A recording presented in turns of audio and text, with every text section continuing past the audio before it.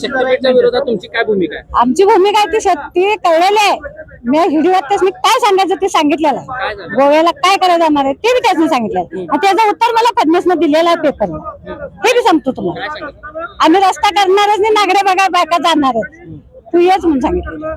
मग आता तुमच्या शेतात जातो का? आमच्या शेतात 5 एकर शेती जाते, हाय ती बी माझी पाकच. काय खायचं आम्ही? आमच्या पोराटाला काय खायचं? 8 माणसं जगतात त्या आणि 8 ढोरं. मग ढोरं काय सरकार बसून येऊन बांधायची काय? आणि दूध पिऊन खायचं? काय करायचं आम्ही? पहिला पण जाणारा रस्ता बदलला म्हणून सांगताय. रस्ता तिने पर्याय मार्ग बघायचा. आमच्या कोल्हापूर जिल्ह्यात आम्ही करू देणार. जास्त पैसे बी घेऊन द्यात आणि तिकडे राहून द्या, तिकडे महाराष्ट्रात नको आहेत ते आम्हाला. त्यांचं जास्त पैसे घेऊन द्या, तिथंच राहून द्या. महाराष्ट्रात कशाला येतात ती?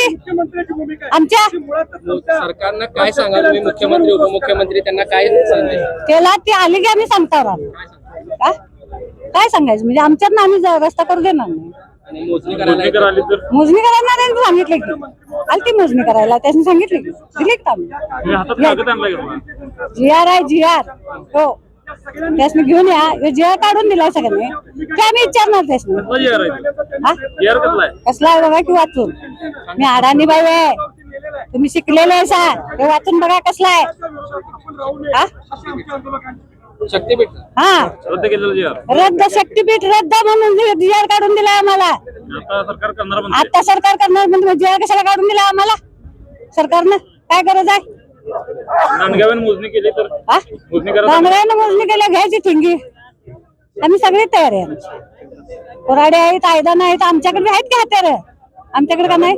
एक खुरपं घेतलं तर आम्हाला बास आहे. शक्तीपीठ करू देणार नाही, आमच्या रानात आम्ही करू देणार.